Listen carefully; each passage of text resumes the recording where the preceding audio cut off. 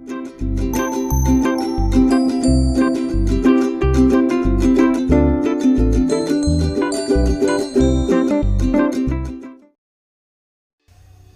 दोस्तों, आप सभी का स्वागत है हमारे YouTube चैनल पर। दोस्तों, आज हम लोग डिस्कस करेंगे class 10th NCERT science biology की एक इम्पोर्टेंट चैप्टर जैव प्रक्रम और इसके अंतर्गत पौधों में पोषण। जैसा कि हम लोग जानते हैं, पौधे अपना भोजन स्वयं बनाते हैं, मतलब पौधे स्वपोषी जीव होते हैं। कुछ पौधे ऐसे भी हैं जो कि परपोषी होते हैं, जैसे कि गोबर छत्ता एक मृतजीवी है जो कि अपना भोजन सड़े गले कार्बनिक पदार्थों से ग्रहण करते हैं, जबकि अमरबेल परजीवी है जो कि दूसरे पौधों के संपर्क में रहकर अपना भोजन प्राप्त करते हैं। हरे पेड़ पौधे जिस प्रक्रम के द्वारा अपना भोजन तैयार करते हैं उसे प्रकाश संश्लेषण कहते हैं। तो आइए जानते हैं प्रकाश संश्लेषण क्या है। इसे जानने से पहले कुछ हम इम्पोर्टेंट बिंदुओं को जान लें, जैसे कि सभी हरे पेड़ पौधों में खास रंग का वर्णक होता है जिसे पर्णहरित या क्लोरोफिल कहते हैं, जिसमें सूरज के प्रकाश को अवशोषित करने की क्षमता होती है और इसी क्लोरोफिल के कारण ही पौधों का रंग हरा होता है।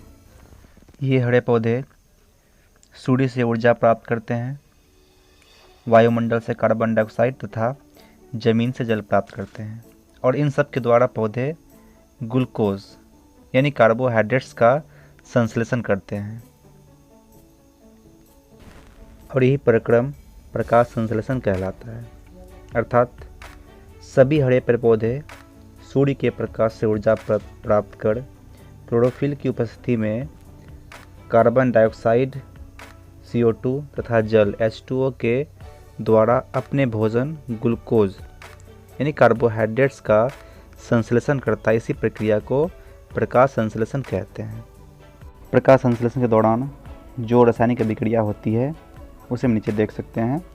CO2 यानी कार्बन डाइऑक्साइड और H2O यानी जल, इन दोनों की अभिक्रिया क्लोरोफिल और सूर्य के प्रकाश की उपस्थिति में होती है, जिससे C6H12O6 यानी कि ग्लूकोज और O2 यानी ऑक्सीजन और H2O यानी जलवाष्प का निर्माण होता है। हम नीचे चित्र में भी देख सकते हैं कि एक पौधा सूर्य के प्रकाश से ऊर्जा ग्रहण करता है, जमीन से जल ग्रहण करता है तथा वायु से कार्बन डाइऑक्साइड ग्रहण करता है और प्रकाश संश्लेषण के फलस्वरूप उपोत्पाद के रूप में ऑक्सीजन गैस का निर्माण होता है, जिन्हें वायुमंडल में छोड़ दिया जाता है।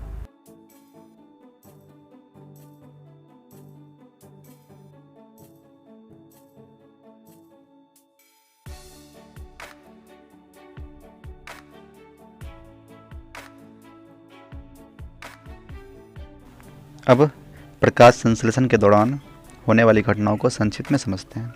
सबसे पहले क्लोरोफिल के द्वारा प्रकाश ऊर्जा को अवशोषित किया जाता है। इसके पश्चात प्रकाश ऊर्जा को रासायनिक ऊर्जा में रूपांतरित किया जाता है तथा जल अणुओं का हाइड्रोजन और ऑक्सीजन में अपघटन किया जाता है। इसके पश्चात कार्बन डाइऑक्साइड का अपघटन कार्बोहाइड्रेट में किया जाता है। आइए अब जानते हैं प्रकाश संश्लेषण की प्रक्रिया कहाँ होती है। प्रकाश संश्लेषण की प्रक्रिया शुरू से अंत तक क्लोरोप्लास्ट में होती है। ये क्लोरोप्लास्ट पत्तियों की ऊपरी बाह्य त्वचा और निचली बाह्य त्वचा के बीच भरे रहते हैं और इसी क्लोरोप्लास्ट में क्लोरोफिल वर्णक पाए जाते हैं। पत्तियों को प्रकाश संश्लेषी अंग कहते हैं क्योंकि क्लोरोप्लास्ट अधिकांशतः पत्तियों में ही पाए जाते हैं तथा क्लोरोप्लास्ट यानी हरित लवक को प्रकाश संश्लेषी अंग कहा जाता है। पत्तियों की बाह्य त्वचा में रंध्र या स्टोमाटा मौजूद होते हैं जो बंद या खुल सकते हैं। इन्हीं रंध्रों के द्वारा ही पत्तियां कार्बन डाइऑक्साइड युक्त वायु को ग्रहण करती है तथा प्रकाश संश्लेषण के दौरान उत्पन्न जलवाष्प तथा ऑक्सीजन गैस को बाहर निकालती है। आप नीचे चित्र में देख सकते हैं। चित्र ए में खुला रंध्र दिखाया गया है तथा चित्र बी में बंद रंध्र दिखाया गया। जब द्वार कोशिकाएं जल अवशोषित कर फूल जाती है तो रंध्र खुल जाता है, और जब द्वार कोशिकाओं द्वारा जल वाष्प के रूप में बाहर निकल जाता है तब यह सिकुड़ जाता है, अर्थात रंध्र बंद हो जाती है। आइए अब जानते हैं प्रकाश संश्लेषण प्रक्रिया के लिए किन किन पदार्थों की आवश्यकता होती है। तो प्रकाश संश्लेषण के लिए 4 पदार्थ की आवश्यकता होती है, इनके बिना प्रकाश संश्लेषण संभव नहीं है। पहला सूर्य का प्रकाश, दूसरा क्लोरोफिल, तीसरा कार्बन डाइऑक्साइड जो पौधे वायुमंडल से प्राप्त करते हैं, और चौथा आवश्यक पदार्थ है जल।